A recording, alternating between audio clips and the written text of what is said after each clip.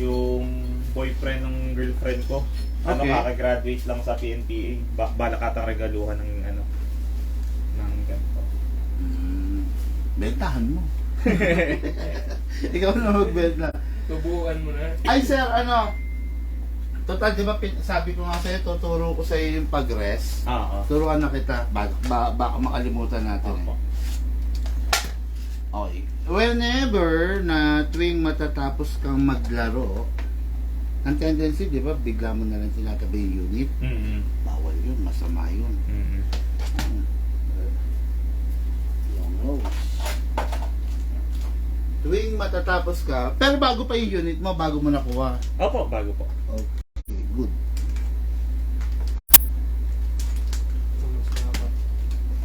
Yung long nose mo. Yan.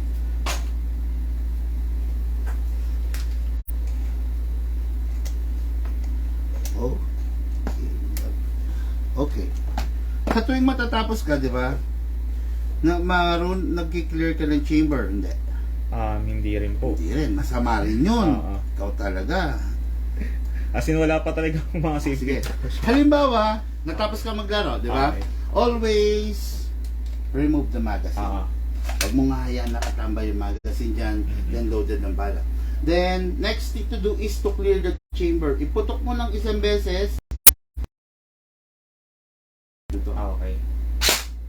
Ayun, ginagawa ko naman yan. Ano yun? Okay. Ngayon, di ba natapos ka maglaro?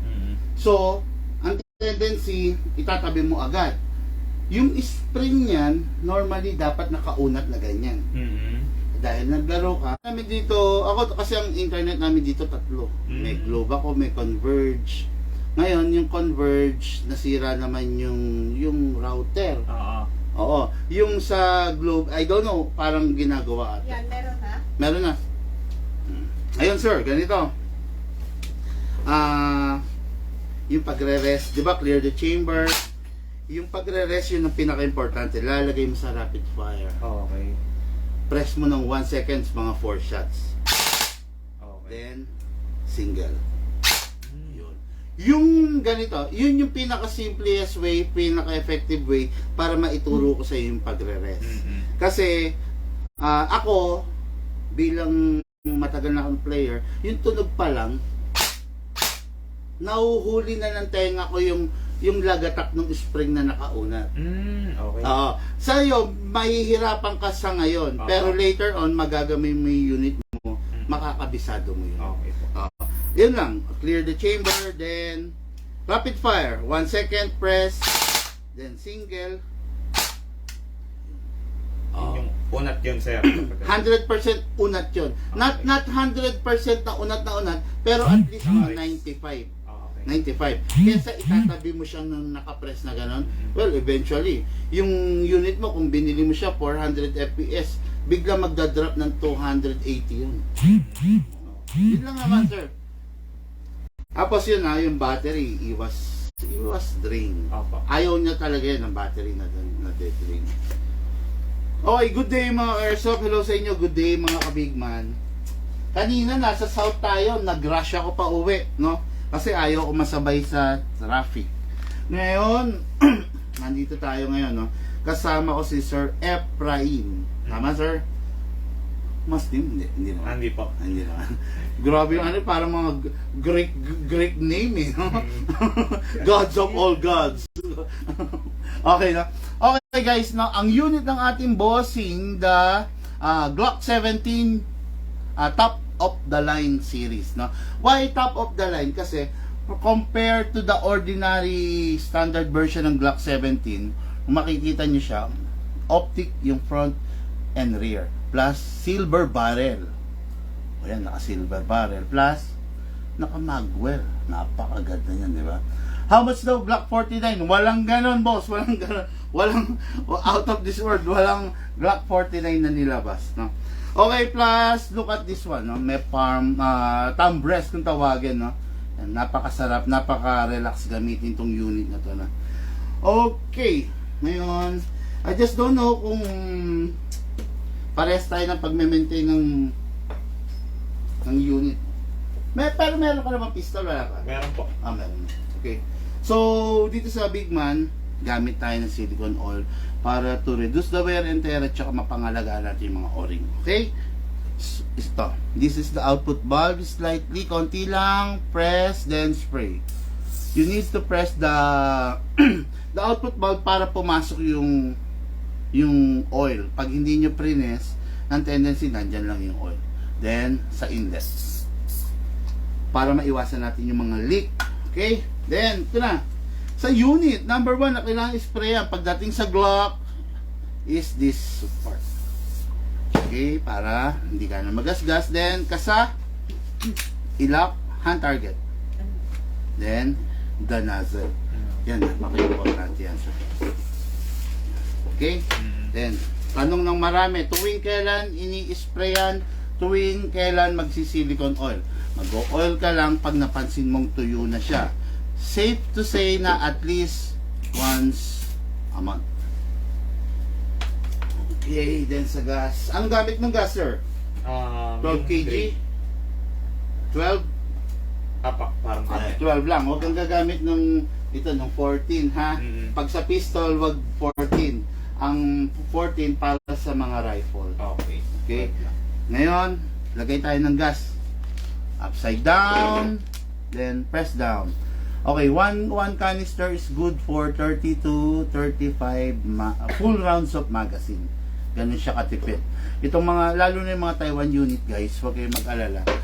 Matitipid sila. Yung bawat lumalabas na gas sa kanila is consistent yun, no? Pare-parehas ng dami. Okay? Ngayon, disposable to, hindi na re-refill.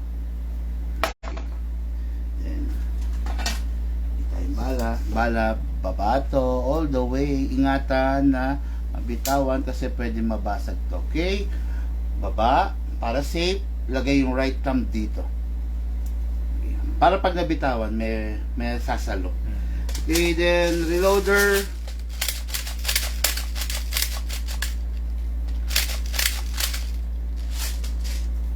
Ayun.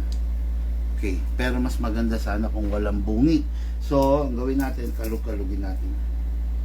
Yun, magic na wala, di ba? Okay. Then, pasok sa unit.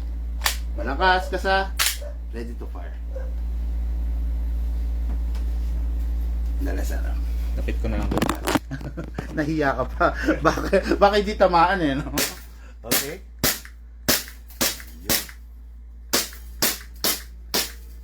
Hindi mo pinaputok si Tanggol, Okay ko naman.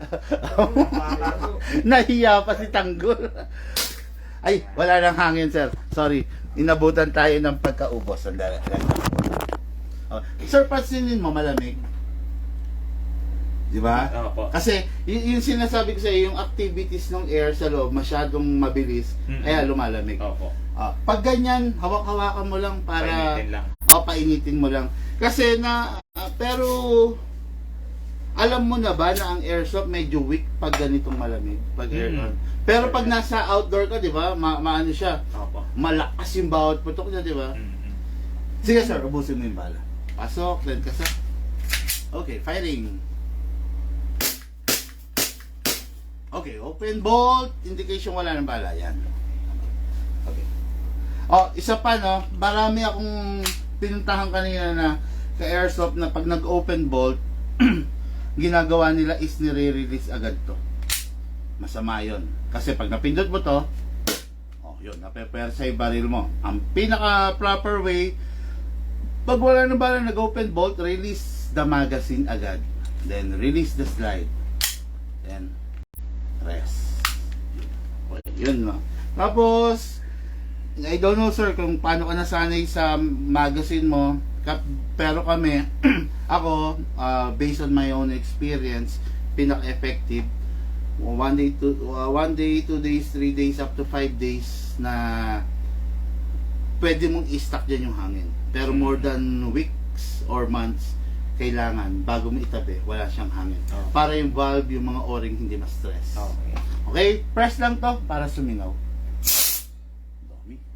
Dapat pala, inontihan ko lang. Mamaya, babarilin mo pa si Tanggol, sir. Okay? Yun. Unit ng ating bossing, no? Kasi height mo rin talaga. Ganyan na rin siya. Naging customer ko na yan si Coco. Ganyan, pati yung katawan. Kulang ka lang ng 3 ligo siguro. Joke lang sir. Joke lang. Hindi tayo nakikita sa vlog. Okay. Nawala tuloy yung sasabihin ko.